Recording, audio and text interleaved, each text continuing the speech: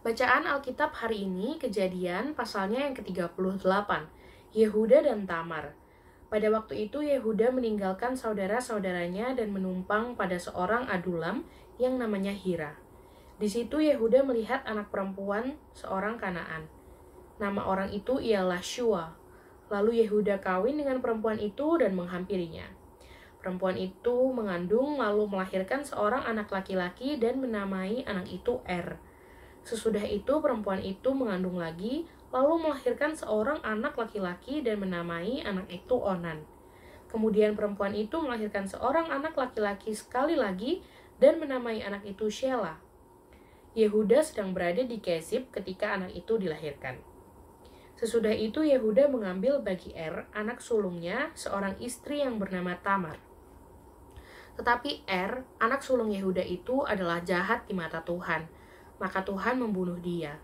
Lalu berkatalah Yehuda kepada Onan, "Hampirilah istri kakakmu itu, kawinlah dengan dia sebagai ganti kakakmu, dan bangkitkanlah keturunan bagi kakakmu." Tetapi Onan tahu bahwa bukan ia yang mempunyai keturunannya nanti. Sebab itu setiap kali ia menghampiri istri kakaknya itu, ia membiarkan maninya terbuang, supaya ia jangan memberi keturunan kepada kakaknya.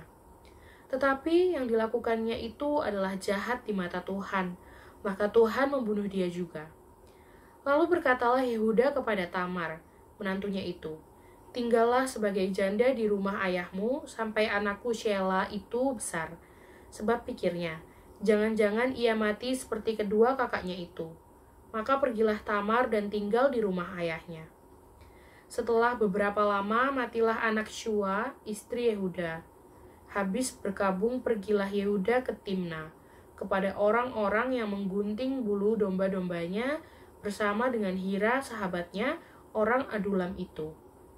Ketika dikabarkan kepada Tamar, "Bapa mertuamu sedang di jalan ke Timna untuk menggunting bulu domba-dombanya," maka ditanggalkannya lah pakaian kejandaannya, ia bertelekung dan berselubung, lalu pergi duduk di pintu masuk ke Enaim yang di jalan ke Timna, karena dilihatnya bahwa Shela telah menjadi besar, dan dia tidak diberikan juga kepada Shela itu untuk menjadi istrinya. Ketika Yehuda melihat dia, disangkanyalah dia seorang perempuan sundal, karena ia menutupi mukanya. Lalu berpalinglah Yehuda mendapatkan perempuan yang di pinggir jalan itu serta berkata, "Marilah, aku mau menghampiri engkau." Sebab ia tidak tahu bahwa perempuan itu menantunya. Tanya perempuan itu, "Apakah yang akan kau berikan kepadaku jika engkau menghampiri aku?" Jawabnya, "Aku akan mengirimkan kepadamu seekor anak kambing dari kambing dombaku." Kata perempuan itu, "Asal engkau memberikan tanggungannya, sampai engkau mengirimkannya kepadaku." Tanyanya, "Apakah tanggungan yang harus kuberikan kepadamu?" Jawab perempuan itu, "Cap meteraimu serta kalungmu dan tongkat yang ada di tanganmu itu." Lalu diberikannya lah semuanya itu kepadanya, maka ia menghampirinya. Perempuan itu mengandung daripadanya. Bangunlah perempuan itu, lalu pergi, ditanggalkannya lah telengkungnya dan dikenakannya pula pakaian kejandaannya. Adapun Yehuda, ia mengirimkan anak kambing itu dengan perantaraan sahabatnya, orang Adulam itu, untuk mengambil kembali tanggungannya dari tangan perempuan itu. Tetapi perempuan itu tidak dijumpainya lagi. Ia bertanya-tanya di tempat tinggal perempuan itu, "Di manakah perempuan jalang yang duduk tadinya di pinggir jalan di Enaim itu?" Jawab mereka, "Tidak ada di sini perempuan jalang." Kembalilah ia kepada Yehuda dan berkata, "Tidak ada kujumpai dia," dan juga orang-orang di tempat itu berkata, "Tidak ada perempuan jalang di sini." Lalu berkatalah Yehuda, "Biarlah barang-barang itu dipegangnya, supaya kita jangan menjadi buah olok-olok orang. Sungguhlah anak kambing itu telah kukirimkan, tetapi engkau tidak menjumpai perempuan itu."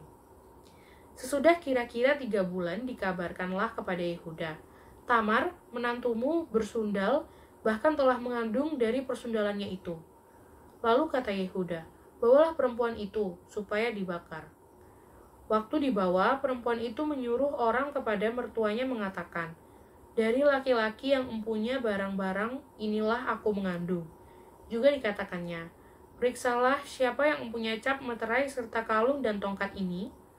Yehuda memeriksa barang-barang itu lalu berkata, "Bukan aku, tetapi perempuan itulah yang benar, karena memang aku tidak memberikan dia kepada Shelah anakku."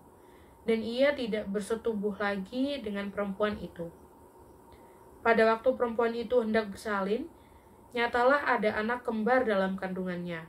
Dan ketika ia bersalin, seorang dari anak itu mengeluarkan tangannya, lalu dipegang oleh bidan. Diikatnya dengan benang kirmisi serta berkata, "Inilah yang lebih dahulu keluar." Ketika anak itu menarik tangannya kembali, keluarlah saudaranya laki-laki, dan bidan itu berkata, "Alangkah kuatnya engkau menembus keluar." Maka anak itu dinamai Peres. Sesudah itu keluarlah saudaranya laki-laki yang tangannya telah berikat benang kirmisi itu, lalu kepadanya diberi nama Zerah.